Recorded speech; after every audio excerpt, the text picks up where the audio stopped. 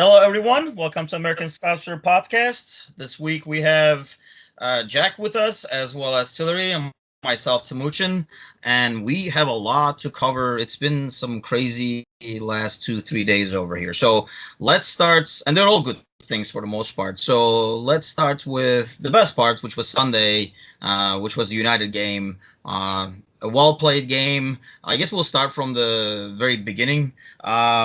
What did you guys think overall in terms of like when you guys saw the lineup? I think that's like the biggest thing now, which I personally like, is an hour before the game, the lineup is always a mystery. Which, if it's a mystery to us, more than likely it's a mystery to the opposing team, which I'm sure gives us an edge in all cases. So, and there was some. I'm glad it's us three because we've talked about Klein a lot in the past podcast, wondering where he's at. So I'm actually pretty happy that it's us three for this podcast. So Jack, what did you think? You see the lineup, you see Klein there, you see Keita there. I mean, what was your initial reaction? Well, I mean, the last time I was on the podcast, I was talking about the fact that I thought Fabinho and Keita was really going to be the evolution of the side, and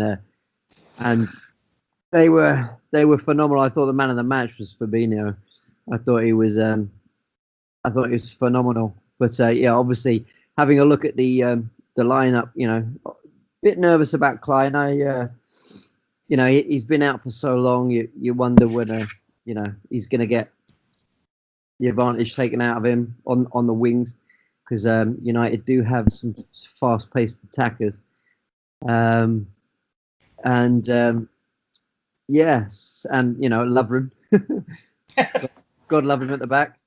But yeah, I mean, great performances. I mean, it's true. It's truly a squad game now. So when you see different players, different positions, you just don't panic as much as you used to. So I thought it was good. What did you think, Hillary? Yeah, I mean, I think that there was a little bit of concern with some of the injuries going into the game. And then kind of the amplification of like the rivalry and everything, and trying to beat the last couple of years and what the games have really amounted to. So I was pleasantly surprised by the fact that pretty much everyone on the pitch played really well. Apart from a few things here or there, and some of the finishes. I mean, all the shots and we only got 3 in. Come on. But it was a great team dynamic to watch, and then seeing Klein kind of exceed expectations in a lot of ways. It was really great. And I think that now going into other games, I'll be a lot less nervous. I don't know if I was less nervous for this game, but definitely yeah. I was more nervous about this game than any game this season so far, I think. Yeah, and then it turned out to just be completely they were fire out there. So, I mean, that was the thing. I mean, I'm like I say, I think I might talked about this before. I mean, United game is bigger to me than even like the Everton game personally. And you guys know me. I'm always going to be nervous anyway. But yeah, seeing Klein there initially made me nervous. I didn't think Klopp would risk that, knowing he might be going against Rashford or somebody like that who's going to have speed, and Klein hasn't really played in like months, really. And for him to pull out like 90 minutes, I thought he did exceptionally well, actually. I was very pleasantly surprised. I think it almost helped in a way to have somebody a bit more defensive sit there and not give him that space on that wing. I know the goal came from there, but it wasn't really on Klein. Obviously, it was on Alisson, which we'll get to as well. I agree with Jack, though. I thought Fabinho was by far the best one on the field. It's kind of almost hard to find average or below average performance. I thought they played really well. I mean, especially the first 15, 20 minutes, man. I mean, I was making fun of my brother because he's a United fan, and I was telling him, I'm like, man, Cardiff didn't play this much defense when they came to Anfield. It's just embarrassing that they just could not get out. They just sat back there. And I mean, we had 36 shots. I know a lot of them were like outside the box and kind of sometimes frustration, or United was letting us shoot, but we bombarded that goal. But going back to Fabinho, So, Jack, I know that's kind of like your ideal trio for the midfield.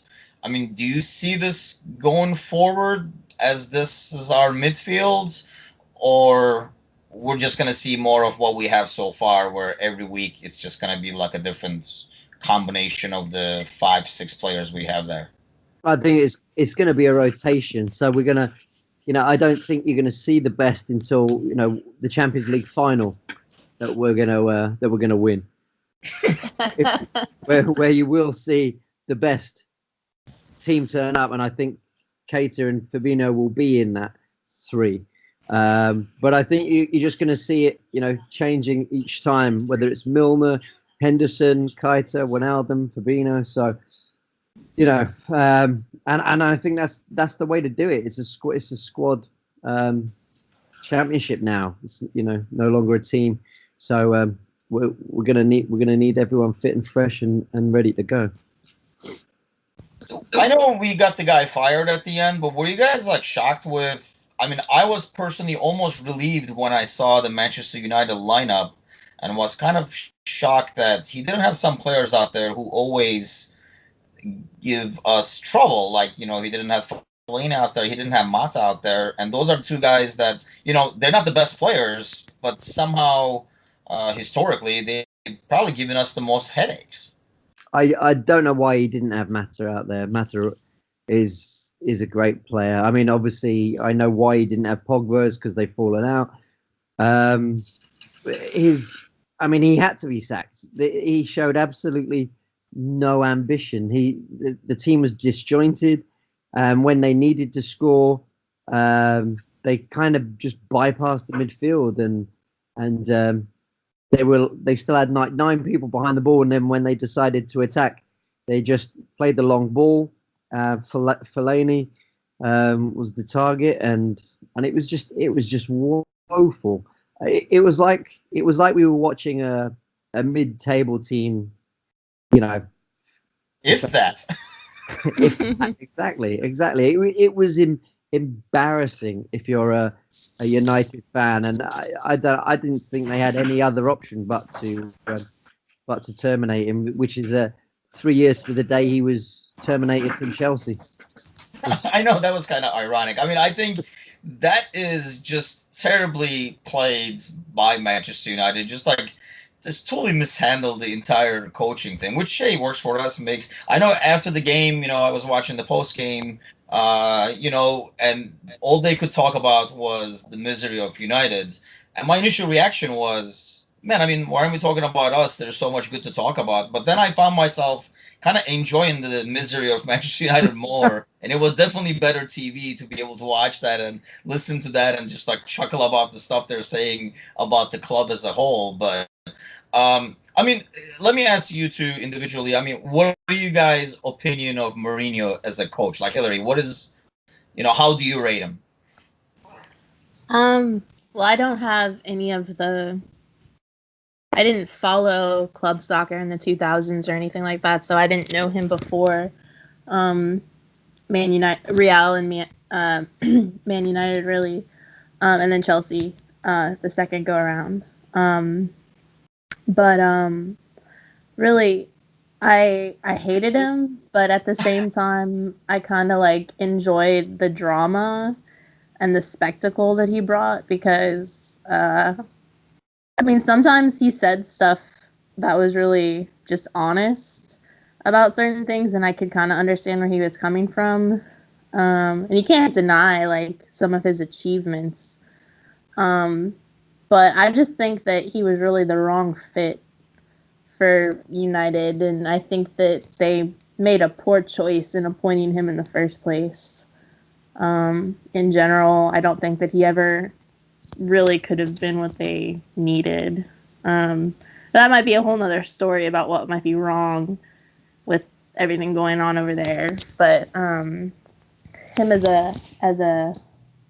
I kind of felt a little bad for him, and then I kind of felt bad that we were losing like a United that was going to be in like absolute turmoil for the rest of the season, because now it's like who knows really what's going to happen. But yeah, I guess I really disliked him, but I don't know, I didn't He's not the most hated manager in my mind. Oh, that opens another questioning line by itself. But Jack, what do you think about him? I actually fell in love with him. Love at first sight it was for me, because the moment the moment I saw him was the Porto game. And he was dumping Man United out of the Champions League, and he ran the length of the touchline to I celebrate. remember that. I Yeah. did enjoy that moment I myself. thought, who the heck is this guy? Fantastic, absolutely loved it. And then, of course, he stopped United winning the league at Chelsea, so I liked him even more. And now he's brought United down from within. So he's a hero of mine now. I think, I mean, obviously the guy's, history and his success record with, I mean, even with teams with Porto, though, it's not like, he just went to Real and he had all the money and bought the roster and like won or anything like that. But the guy's obviously a good coach, but I think his methods or his approach kind of wears off on the team after a while. So after 2-3 years, I mean, some coaches, they basically, their method gets old. Either their stories get old or the way they manage the players, and they start losing the locker room maybe after a while. And that's why it was shocking, where you could kind of see the 3-year periods repeating itself at United. That's why I was shocked when they did an extension for him, because I'm like, what are you guys thinking? The expiration date is right on him. Like, you knew what the expiration date was, and they I know. I still was like, signed they're him. almost free. It just made no sense, which, and then, they signed the guy. You would think, okay, like, if you believe in him that much, which you shouldn't, because he did spend a lot of money that was kind of wasteful in some ways. I mean, you look at their defense and some of the money spent back there and how they perform is pretty abysmal at best. But yeah, I just could not believe how badly Manchester United handled that, and more, kudos to them, and definitely made it easier for us. I'm just glad it happened after the Liverpool game. I mean, I know we still got to go to Old Trafford, but because I would think whoever comes in, that team is going to change a little bit. I mean, it's almost like he was trying to get fired towards the end. The way they played against us, like I say, like keeping some of the guys that would cause us trouble on the bench, and you try to play counter with Lukaku, whose like first touch is at like the level of a average 12-year-old sometimes. Giassi Zardes. Worst first touch ever. And so how is he supposed to hold the ball? And that, he can bring the ball down to somebody when you have numbers around them, but they just had no numbers. They were just constantly like booting it to him, and he just couldn't control the ball anyway. But I mean, I thought overall it was like an excellent performance. I know the goals look lucky at the end, but really we almost deserved that luck, didn't we? With everything we threw at them. Absolutely, we deserve the luck. I mean, Lukaku touched the ball 20 times during the game, which is a lot less than Shaqiri did. So I mean, couldn't control the ball 18 of them, but that's a different story. And what did you guys think of Shaqiri coming in? I mean, is this our? I mean, is he? Do you guys think he's better suited to come off the bench as opposed to start? Does that depend on the game, or if you guys are in charge, like Hillary, how would you use him? Oh, I think that like in certain games, definitely. This was a already really like high paced, intense game with lots of pressing. But I think like, so a lot of the players were moving around and the like, Sadio Mane like was changing his position a lot and playing like we were playing around with that, and they were in unexpected places. And it was kind of like a blitz for the United players in a sense, at least at first. And I think that like him coming in just like continued that and like kept that energy going. Whereas like in some games where maybe that isn't necessarily our tactic, depending on the team, he might have to serve as like that catalyst or that energy starting it. I don't know what team that would be, but I definitely think that like in this type of game, he's like the perfect sub to just keep that energy going.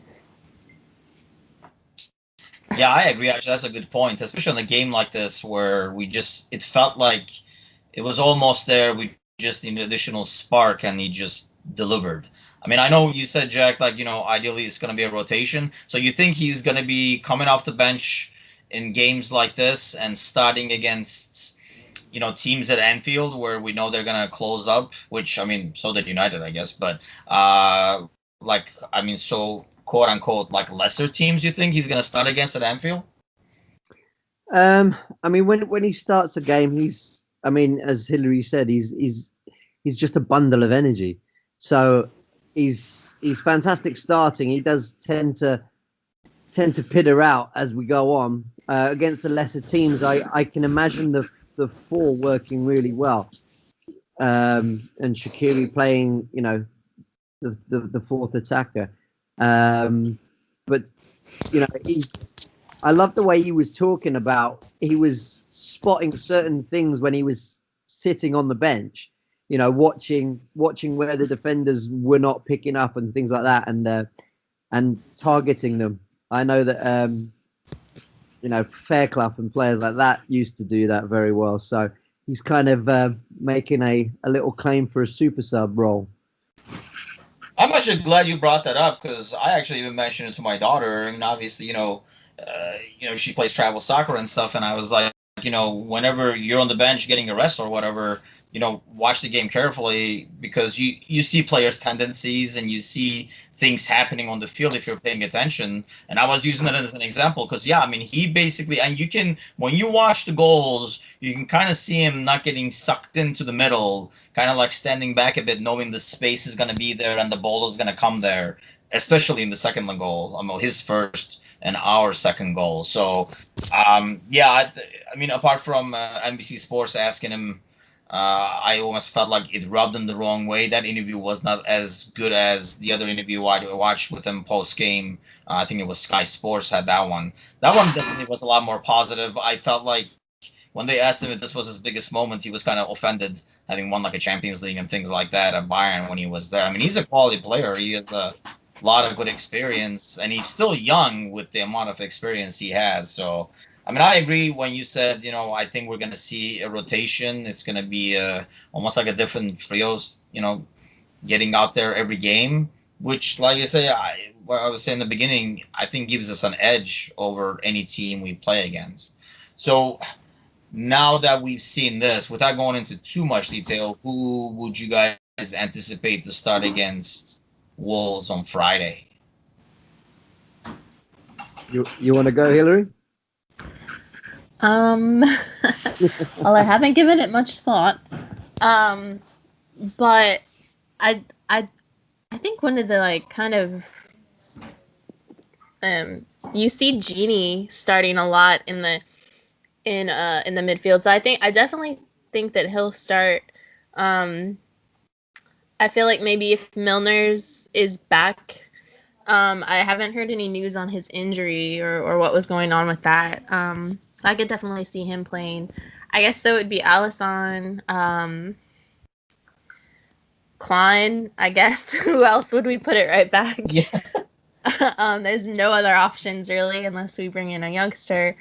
And then Lovren, Van Dijk. I don't know if this is a game where we might see Moreno or not. Wolves. I'm not really sure if we'll see him, but I would say him. And then I would do probably Henderson, Milner, and Genie. And then, Sadio, Mane, Firmino, and Mo Salah. Yeah, I mean, this game is going to be tough because this is the only team other than Liverpool that have, and of course Chelsea, that have got points off Man City. They've also done really, really well against the other top sides, Chelsea and Arsenal. So Wolves are going to be a real tough test. So I think he's going to play as best the team he can. So I agree with the back line there. I think Klein, Van Dijk, Lovren, Robertson will again all play. I think Milner, I've got a feeling Milner might come in as well to strengthen up that midfield in terms of a more defensive midfield. But I think he'll keep Keita and Fabinho. I think, and then look to if we can settle the game, look to sub one of them out as we go through, and then the Fab three up front. Yeah, I mean, the Wolves are definitely a tough test, and I think, having it on Friday is an advantage in some ways. I mean, a win there puts it to 4 points, probably puts more pressure on City, which works for us. I mean, the Wolves don't score a lot of goals, but they don't concede a lot of goals either. So I feel like if Milner is available, that's the kind of game that we'll have him back out there. And I wouldn't be shocked to see Henderson back out there this one, too. We might go with our Champions League midfield, if you will, unless he puts, he starts Shakira this time instead of Genie, and just goes with Henderson, Milner, and Shaq. But that's going to be a tough game. I think it's one of the probably toughest away games we have, and I think it kind of works. They get enough rest. I guess we'll see how. I know Milner today was the first day he was going to be back at full practice. Last I read on Monday. So we'll see, I guess, how he reacted to today's practice, today being Tuesday. And then I guess we'll see how Klein kind of handled playing 90 minutes after not playing for a while. I don't know if he's going to be ready to go for another 90 in 5 days, or do we see Milner at right back and see Henderson, Genie, and maybe Shaq in midfield? I feel so. What do you guys think of Keita overall? His performances over the last couple of games, because I think we all are. I feel like we watch him with some optimism, we're hoping it's gonna come, kind of like it's starting to with Fabinho. But how do you guys rate him so far, especially these last couple of games where he's picked up more minutes? I mean, do you start him, for example, right now, Jack, or no? Or what type of games do you want him starting, I should say? I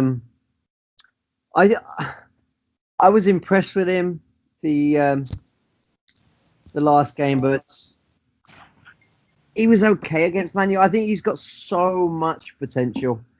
I think he really has got so much potential, which is why I think that Klopp will play him and Fabinho again, because I think he wants to get that partnership going, because these are the two that are going to play in the Champions League final. So I think he's going to get. You're so certain. Oh, he's already planning for that lineup, so he's resting players accordingly right now. So. Yeah. that trust me, that combination is gonna be phenomenal. But I think he's gonna give him a few games to get used to it. I mean, they both got so much potential, and we've definitely seen it in Fabinho against Man United, but I think Keita, we haven't seen it yet. So I think those two will play together to start to build up that communication, and I think they'll do it with Milner. But I think he'll bring on Henderson again, and rotate. I just hope that Keita comes out of his shell and plays a little bit more of the attacking football that I know he can. I think it's almost struggling a little bit to adjust more than the others in some ways. Because I know after the game, Jurgen was talking about how, his natural smartness is kind of helping him on the field, but it's almost that at the same time tells me that he's not totally clear or knows our system very well yet. He's kind of, even though he doesn't, his overall game intelligence is kind of carrying him over. But yeah, I mean, the potential, obviously, especially with the ball, I think it's huge. I mean, the way he can carry the ball, create space, and obviously his passing, I think it's going to be a huge asset. So, since you keep talking about the Champions League final, let's talk about that. Let's talk about the steps we have to take to get there, and playing Bayern. So, Hillary, I know you're very familiar with Bayern and the Bundesliga, the whole, probably out of all of us, you're probably the one that follows the Bundesliga the closest. So, what do you think of that draw? Well, it's civil war in my house. But yeah, I mean, Bayern was, for people who are just listening to the podcast, that don't know, like, I grew up in a Bayern household, and when I did start watching club soccer, it was because of Bastian Schweinsteiger, so I was watching Bayern games, and I know most of the people on this team really well. I haven't watched as many games this season because I've been I've been watching just less games in general, but I mean, if it had been last year, I would be terrified for us. But this year, I think that they're shaky, um, and it's unpredictable. But Neuer is not who he was, and that's really comforting. I think that we stand a pretty good chance. Um, so I'm actually excited because we'll be playing a team where I feel like we'll be able to silence our doubters.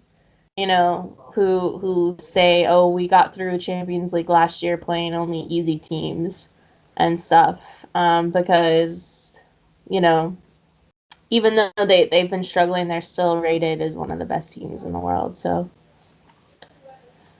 yeah. I mean, So obviously, Jack, since we're going to the final, you think this is going to be an easy round or what? I don't think it's going to be easy because obviously Van Dijk's going to be missing in the tie at Anfield. Plus, we got the Anfield tie first, which I never like. I always like to have that in the pocket for the second game. But it did work against Roma. But I mean, it's if we were playing them now, it would be ideal because they're not in the greatest form. They're 9 points behind Borussia Dortmund, who are going to be might be 6 now. What's that? I think Dortmund lost their game today. Oh, they did. Go down to 6. Oh no, so it's still 9. Well, they had the game in hand, yeah. So it would have been, yeah. But yeah. So I mean that game is going to be phenomenal, the Borussia Dortmund Tottenham game. But the they do have a couple of players out. They got Robin out at the moment, haven't they? And another quality player as well. So it might be a little different come February. We have got a while to go. But there's not, it could have been a lot worse to draw. It could have been better. We could have had Porto or Roma, but yeah, I'll settle for it. And I think we'll go through, obviously. So what is the thing that's, I guess, worry out of Bayern as a team or the whole matchup, I guess? What is the thing that concerns you guys the most? Well, Champions they have League experience. Yeah.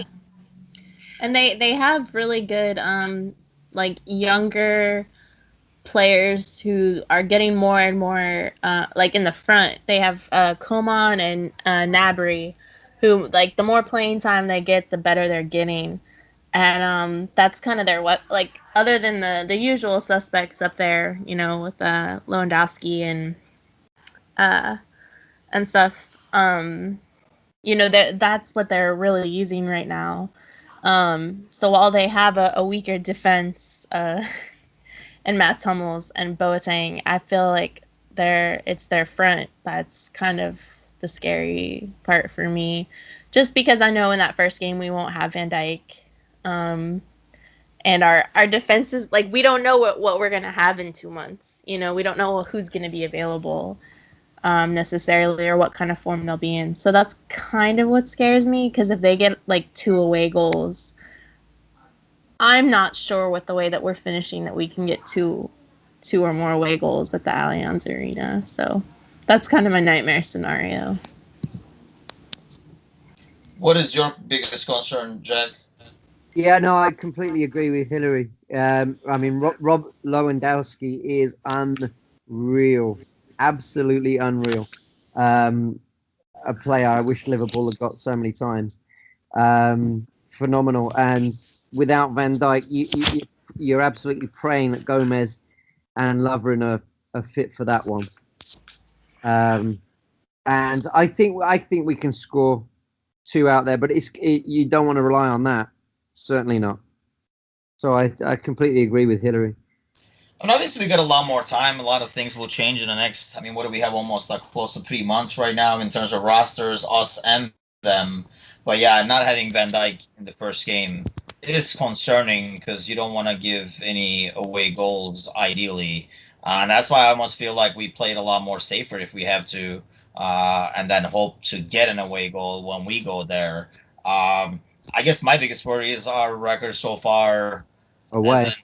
away, Yeah. in the Champions League. I mean, we have been brutal. We It haven't. hasn't even been close. I mean, it wasn't even like not our best performance. It was pretty much when you think of the season, which has been an awesome season so far. All our terrible performances have been away Champions League games. When I think about it, those are the ones I can come up with in terms of how we played, like very poorly had there. So. When you're in the last 16 of the tournament and you haven't yet gone away from home, that's pretty unusual, huh? Exactly. I mean, it's kind of worked out well, and I think like how well we do at home helps the cause. That's why, yeah, I agree with you, Jack. I didn't like seeing, um, playing the first game at home was not. I didn't like seeing that because, I mean, I know it worked against City, it worked against Roma last year, but I don't know. I'd rather, yeah, like do what we had to do, like the Napoli game where we know going into it what we need to do. The crowd knows it, and we kind of like go at them. But I don't know. Maybe we'll get a good score. I mean, if you think about it, even last year, our away performances at Champions League were not very good in some cases. I mean, I know we beat City, but it's not like we dominated that game.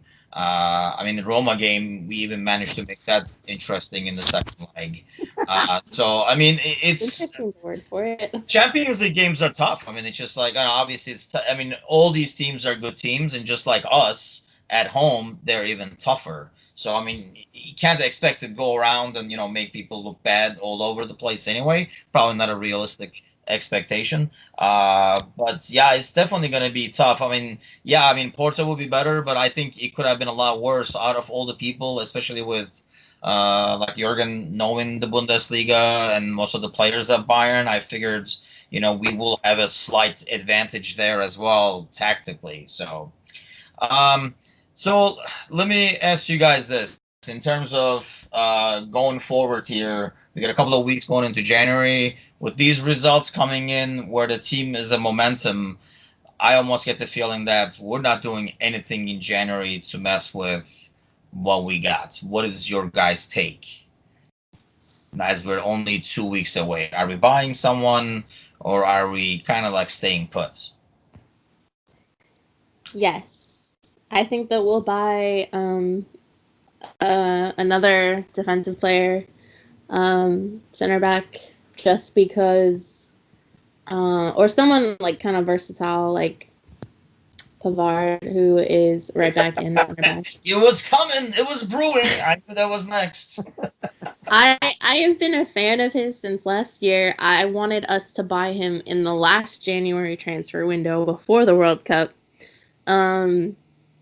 And I still think that we should have someone at his level or higher, so that we have a like for like as far as the level that they're at for some of these defensive positions where we could have an injury that is for 2 weeks or 6 weeks, and I don't want to be nervous for that entire time where we're wondering, is Klein or Lovren going to have to come in and play?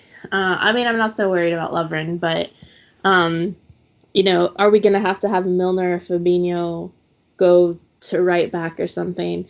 I just think that it's a bit unlucky with our injuries, but I think that if we really want to go for Champions League and try to stay on top in the league and do the other ones, it's gonna be just having that same kind of quality come off the bench or come rotate out of the squad. And that's one of the things that you can't skimp on is defense, especially when we have so many great offensive players, I guess. So, and then I think they'll announce Pulisic for the summer. For the summer? Oh, you're saying like they're gonna sign him and he's gonna join us, like kind of like a Keita kind of move? Yeah. And I'm only saying that to stop any energy going towards Chelsea. The odds for him have dropped considerably, so something must have happened, I think. Yeah, the more like the recent rumors are pointing towards him going to Chelsea. Oh, I heard it was Liverpool. Oh, I thought the odds kind of no, his odds our favor. His odds halved today. Changed again today, Jesus. The rumor is turning. It's Liverpool. Oh God, what kind of rumors have we started now? Yeah. Yeah, I mean, I think Klopp will get. And I completely agree with Hillary. I think that will be a target for the summer. But I definitely think we'll get one or two players in January just to cover the injuries. I think maybe Klopp will go for a versatile player who can play a few positions in defence. I mean, we had this Moneyball strategy where we were getting very low, well-priced players, quality players, because they know that Klopp can coach. And then, when he got the team to the point where he can challenge for the league, they've actually splashed the cash for an amazing goalkeeper and the best centre-back in the world. And, they're not going to back down now. They've got the Champions League and the Premiership in their sight. So I think the board will front the money and Klopp will get one or two new buyers that will see us to the end of the season, and Pulisic will come in. So do you guys? I mean, I would love to get Pavard if we could, because I think it fits that bill. In terms of a player that we can use in multiple positions, which obviously Klopp likes to do, and will not take away specific playing time away from like Trent or Gomez, or because I mean he plays center midfield as well, right? Hillary, like he plays like defensive mid sometimes. I have seen it before. I think when they had an injury. I haven't been watching that much this season. I've only seen 2 of the Stuttgart games, so yeah, I don't know for sure, but I think so. At least once or twice for sure. I think that based on how these guys, I mean, I guess he's not gonna know, so almost like getting a experienced center back just for backup purposes. For some reason, I do not see us doing like a big move unless we do something like Hillary's saying, like where you sign somebody and say they're going to be joining us next summer. Just knowing how long it takes for Klopp to build these guys, plug these guys into the system, I feel like a January signing, by the time they get going, it might be too late. But then again, he made it happen with Ox. So I guess it is possible and he can be done. I just feel like we stay put this year. I mean, especially now United is going to be out there. Probably depends on who they sign as coach. Who do they sign as coach, Jack? I know you're worried. Well, they're gonna have Carrick or Solskjaer or whoever it is lead them until the end of the season, I think, aren't they? I just hope it's not Pochettino. I think he's by far he would be phenomenal for them, and I hope it's not him. I hope they gamble on Zidane and he completely proves that he's a one club man, because he hasn't got a lot of experience outside of Madrid. So anyone but Pochettino. That's my big worry. Do you guys think really like they go with like the interim coach the rest of the year, or is that just kind of like till Well, it's almost like they weren't shopping around because this was more if of a emergency if they, termination at the end. if they decided to bring in Zidane, they could do it now because he's out of contract. But there's no way they're going to get Pochettino, who I think is going to be their number one priority. There's no way they're going to get him until the end of the season. So it depends what their plan is. Now, they haven't been very good at planning the last 5 years, have they? So hopefully they're continuing their ridiculous policy of living in the dark ages. So you never know. But I think they'll wait it out because what are they hoping for? They're so far away from fourth spot. It's going to be such a challenge to get fourth this year for them. They're probably going to have a bounce now where Pogba actually starts playing and some of their other players, which is embarrassing. But they're going to start playing. But I think it's too much to ask, even if they get a decent coach to get them up that league. I think they're going to have to settle for fifth, and so I don't think they're going to push for. I think they'll wait for Pochettino, who's not been given the money at Tottenham. So Tottenham are going to have to step in and keep their man, which I hope they do. You would think, yeah, he must be jumping up and down with joy because he can really blackmail him this January for some players, saying, you show me some intention. Otherwise, these guys, obviously, United has no trouble spending or at most times wasting money. So you might force the Spurs to spend some money to keep him really this year. So since you brought that up, let me ask you guys this because we were talking about it with someone online earlier. So I'll start with you, Hillary. Who gets left out of this five that's in the top five right now? Who finishes in the top four? Who's the odd one left out? Assuming United is not going to be able to make a run to get in there. They're already 11 points behind Chelsea right now. That's so tough to call before January is over. That's why I'm asking now. I'm not sure. I had a lot of hope. I thought that Arsenal would be able to kind of maintain what they were doing, but they showed a lot of weakness in that last game. The last couple of games, actually. Well, they've had a lot of injuries at the back. They will put fielders in the defense.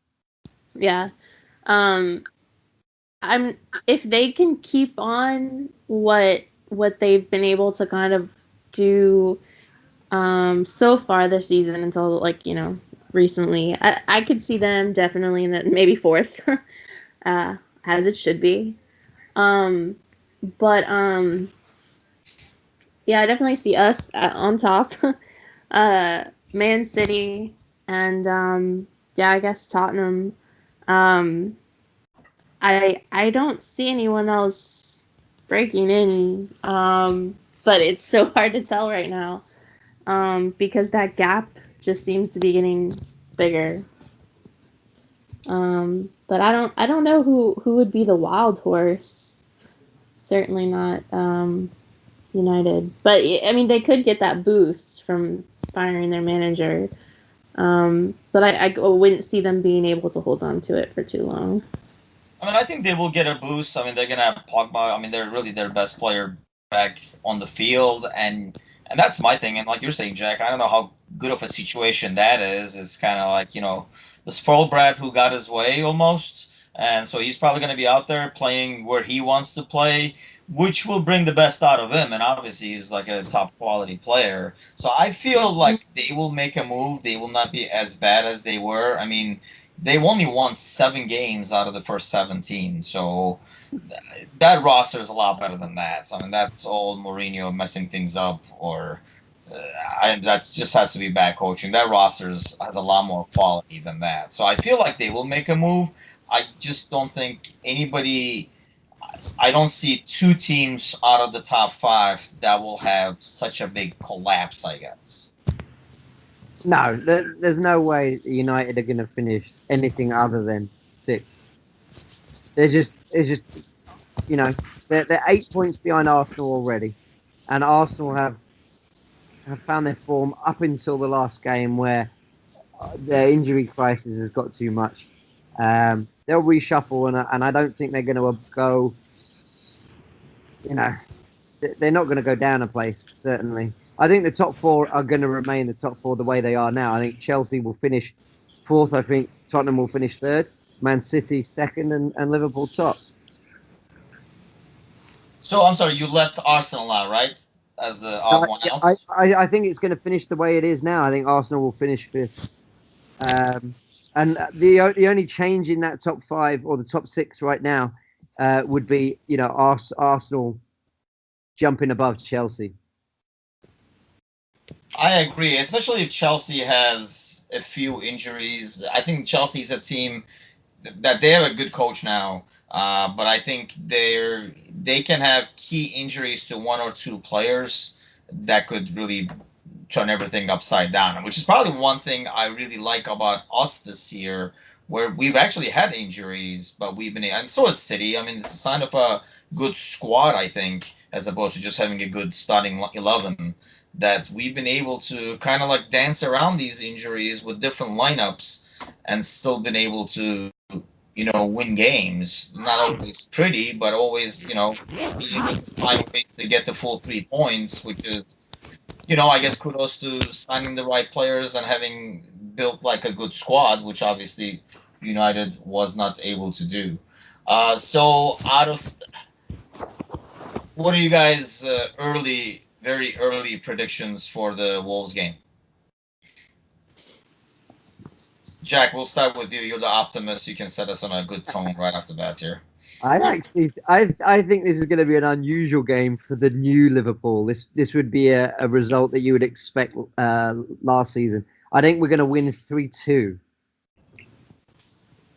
Having you said Wolves don't score a lot, but they don't concede a lot either. I actually think this is going to be a cracking game, and I think we'll win it 3-2. I think it's going to be a really really tough game. I think Wolves are a phenomenal team this season, and I can't wait to play them. The fixtures over Christmas is superb. It's like going back to the 1980s.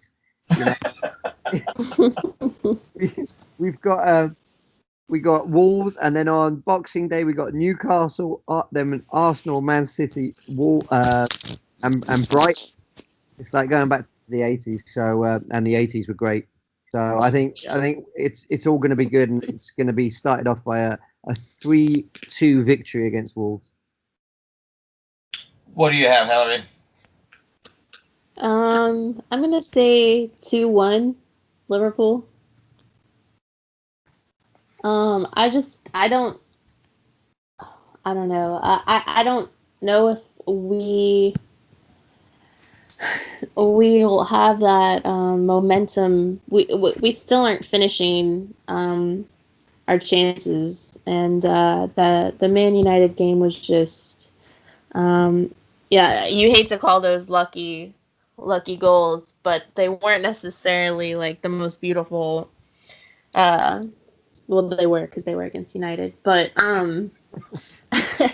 you know what I mean. Like we still are not finishing and scoring the way that I know that we can, and I don't think that we're quite there yet. So I'm gonna say 2-1. Yeah, 3 out of 33 or 36, isn't it? 3 out of 36. Abysmal corners too. Oh my god.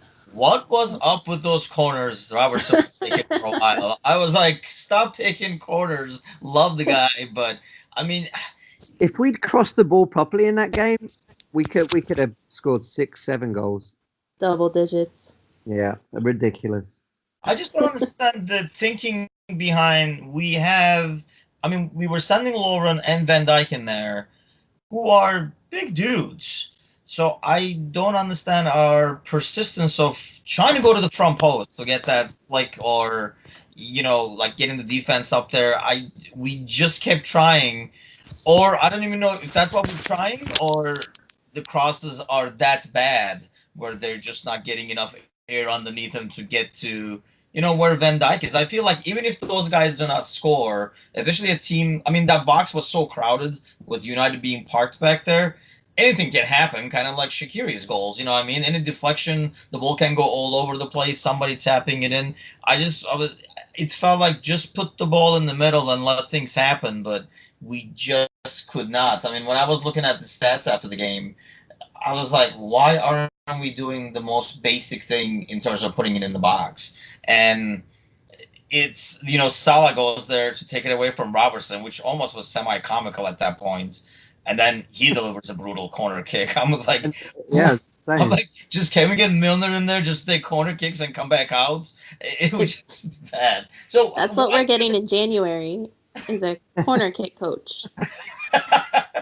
So why do you guys think the finishing is not there? Is it just timing? Is it just confidence? I mean, Mane had. I mean, that first goal was just beautiful from Fabinho's pass to Mane's run. Just a beautiful control. I mean, he made it look easy. That's not an easy ball to control. Coming at that pace, making the run, and controlling it so softly where you can just like tap it in afterwards. He made it look easy. Why do you guys think the finishing is not there? I mean, I think we're a little bit spoiled too because last season, the second half of it, they made it look so effortless and so easy. And now it's like we're looking at it and we're not seeing that. We're seeing like they take too many touches on the ball, or they're not kind of attacking. They're not kind of going. The movement isn't quite what we would expect from them. As Jax pointed out before, the passing is kind of off right beforehand or something. And so I think like we've seen it done so well before that we're kind of at least am looking at it now where I'm like, I know it could be better. And I don't know if it's if it in the end it really is that finishing, or if it's mental, or if it's just, that it's not what it was last season, which I mean, I don't know what you would call it other than just like everything clicked into place up front for us. And maybe now we've got to kind of sacrifice that to have it click in place in the back. I don't know why it would be an imbalance, but I don't know. So, yeah, I mean, it was just kind of like a little bit of everything, maybe. What do you think, Jack? You're the optimist. What is going to make this finishing come back? I don't think it's the finishing so much as the ball before, like the assist that would be if it got to the man, is lacking. And I think we're top of the table, and we have this issue when we actually click. We're gonna brush teams aside. It's frustrating to watch because last season we were much better with that final pass, and I think that's all that's lacking. Sorry, go ahead. I'm wondering if it's also to like that some teams kind of have us figured out a little bit in that regard. So it's a little bit harder for us to kind of work the magic when they know how the trick works, So we saw a little bit of genius in the way that they switched things around in this last game, but I mean, you can't, you know what I'm saying? Like, I feel like it's just like at the end of the day, we are getting the job done. So there's no reason to be disappointed. But I mean, yeah. I was on the same page as you, Jack, thinking, yeah, it's especially on these counterattacks where we were just so clinical and just brutal, like just punishing everybody on that counter because the ball would be exactly where it should be, perfect touches, and a lot of like picture perfect counterattacks really. But the Napoli game, like some of the balls that came to Mane and he missed. And then I think going back to what saying, sometimes it's just taking a couple of extra touches on the ball that maybe they shouldn't. And I really think that goes back to kind of like a confidence thing. Once the floodgates open, and yeah, it's should scare people. I would think that this is us having a great year with, allegedly not a very, as effective offense right now. And I feel like, they've been playing a lot better. I know maybe they're not scoring as many goals as last year or whatever, but compared to the beginning of the season, I feel like the front three is working and playing a lot better compared to even like a month and a half ago. Salah's movement is better. I think he's holding the ball a lot better. And I know they have like different roles. I feel like Firmino over these last 2-3 weeks has been playing much better. And Mane has been, kind of like the consistent one, really. I know like he has some finishing issues here and there, but I mean, he in terms of creating stuff, I think he's been like the most dangerous one throughout the season so far. It's just a matter of kind of like putting the finishing touches, I guess, and getting more goals. But I think we're playing better. It's just about to happen, which brings me to the scary parts where I have the most optimistic prediction. I say we win this like 4-1 because I think Wolves come out to play and we kind of cash in on that. I don't think Wolves are going to play very defensive. It's just not their overall way. I think they try to play instead of not letting you play like a team like Burnley would, for example. I think they open things up and they kind of get punished for it, and we win this one 4-1. And that prediction alone should horrify you guys. I like it. It works towards my end goal. Who do you think is going to score then? I say, Firmino finally gets a couple. Yeah. And I think we get a couple from obviously we'll get one from Salah again. I really would like the front to start scoring because I feel like it's more like a confidence thing. Salah is the top scorer, right? What was it? I'm sorry? Salah is the top scorer.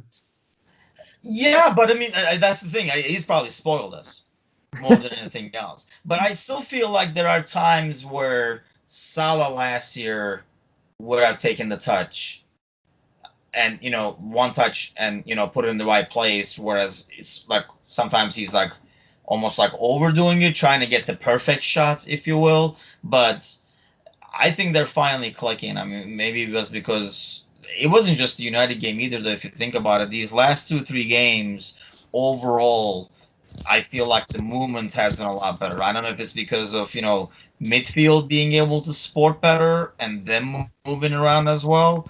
And, I mean, Robertson has been a machine on that left-hand side. Horrifying Mourinho, running up and down that left wing. But I think we start kind of like getting the results. And I feel like if the front three actually start scoring more, it will kind of like boost our confidence. And once it gets going, we're going to only score more. And with this defense,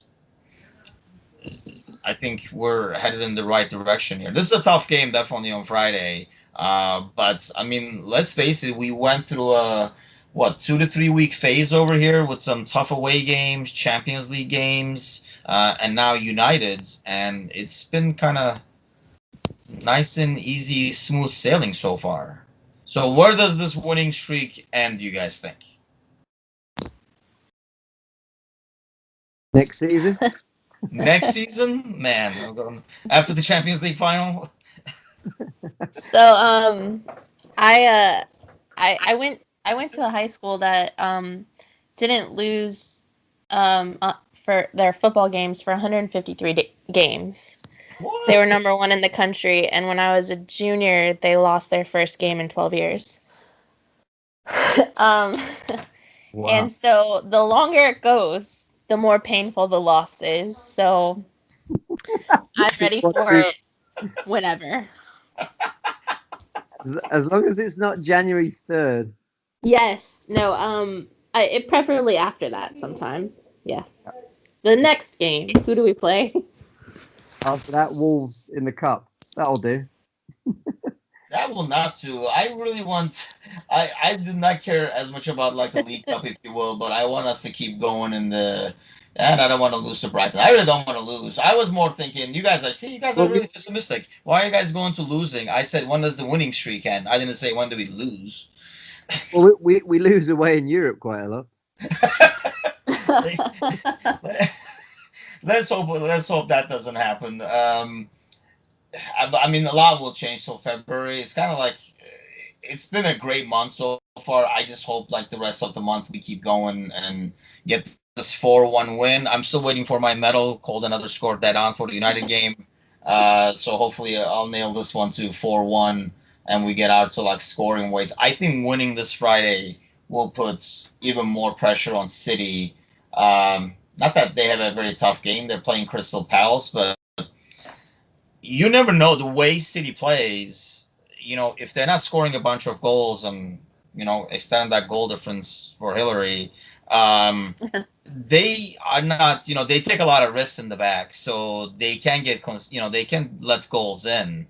And you never know, maybe if Crystal Palace can do us a favor or not. But I was really hoping for a favor from Everton. I even talked about it in the last podcast, but I know, Jack, you had no faith in him.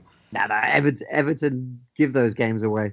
They've done it to United for the last 20 years. Ridiculous. You can't expect any favours of Everton. But I mean, Man City 9 wins from 9 at home. I can't see them losing at home, or even dropping a point. Away, maybe. I'm just hoping, like I say, the additional pressure will kind of affect them. I mean, I know they've been there, done that, so they're not gonna get as stressed. And here's another thing: like they play afterwards, they go away to Leicester City, who are not playing their best football right now, but it's always a tough away game to go to regardless. So, I mean, they have some tough matchups too. I mean, we're going to be home to Newcastle. I don't know. This could be an excellent month that can only get better with them losing some points if we can keep our momentum going. Yeah, definitely.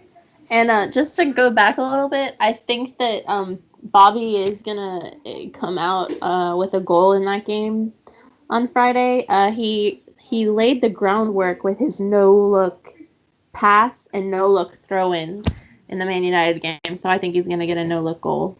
You know what the funny thing is? I did not notice that as I was watching the game. I was probably too hyped up, but when I rewatched the game, I saw those and I thought they were hilarious. I'm sure United fans did not, but I thought that was hilarious when he did that on the sideline. I was just like, that is so Bobby.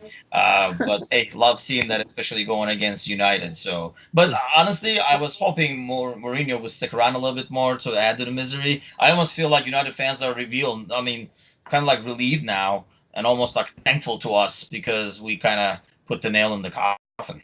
I don't know. They've still got Fellaini. Did you see that? Did you see that kick? He's shot that poor steward. that was the best shot I've ever seen. My question is, that ball traveled for like 4 or 5 seconds. And that guy just could not get out of the way of the ball, and he just went down like a bowling pin. I know. I was hoping they were going to sign him for Liverpool in goal. Yeah, that was definitely a game full of like humorous moments. I mean, a couple of like the first touches Lukaku had just made me like chuckle. I'm like, how bad can it be? It's just so poor. But hey, I mean, a really good win for us, and not only because of the 3 points, but I thought the way we won, it was a little bit of like last year's Liverpool again in terms of like how we pressed and how dominating we were. I know they forced us to. I mean, the 36 shots were a bit deceiving because they did kind of like force us to take some shots from far away. I think when I looked at the numbers, I'm gonna say 16 of them maybe were outside the box. But still, I mean, Pepper in that goal with like 36 shots is pretty impressive and dominating. Every single player except for Alisson had a shot.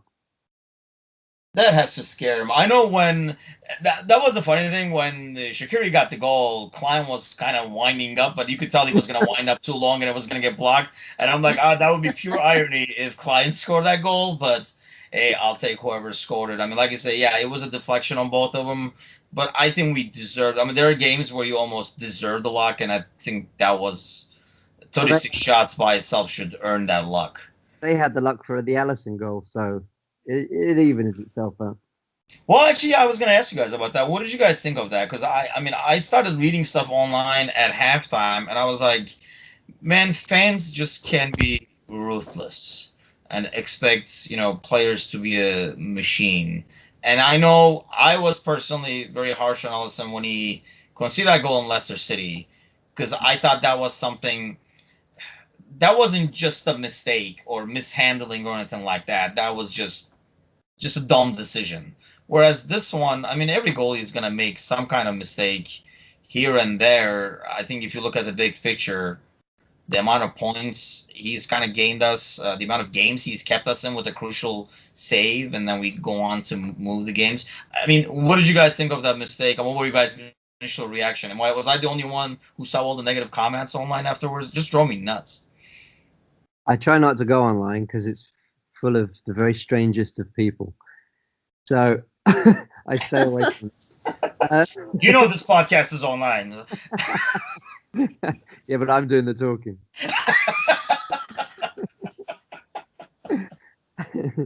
But I don't know if Mignolet had made the mistake, it would be 1,000 times worse. But the difference is he doesn't make the second mistake. And whereas Mignolet and Karius, they drop their heads and there's going to be a mistake after that one. But I mean, he's managed to make the mistakes when his team's got him out of the trouble. So none of his mistakes have cost us. Well, and he's done the same thing where he's gotten those saves where, maybe someone else has kind of made that mistake in front of him and he's been there. So I think that it evens out. Even more so, I think that he's I really didn't even sweat it. And to win the league, you have to be lucky, and we're finally starting to get some luck. Yes, right. I mean, anytime you win a title, you go back and there are some games you were like, yeah, we were lucky to get those 3 points, and we have a couple of those. But I honestly, I almost consider maybe the Everton game that, but I did not. When we go back in the season, I would consider that goal lucky. A gift from Pickford. Thanks for the title. But I will not consider this game that we won against United to be a lucky win. I will still consider it to be a dominating, deserved win, really, when we look back. I'm not going to remember this game as, man, were we lucky that game or what? You know what I mean? It felt like it was well-deserved. If it wasn't going to bounce off there, it was going to eventually come the other way. We were going to score that game one way or the other, it felt like. Completely agree. Yeah. So let's hope for another win this Saturday. Hopefully we'll be here again on Thursday to discuss it more. I thank you guys for joining. And then let's hope for more wins in the perfect December. You guys take care. Thank you. All right. Bye.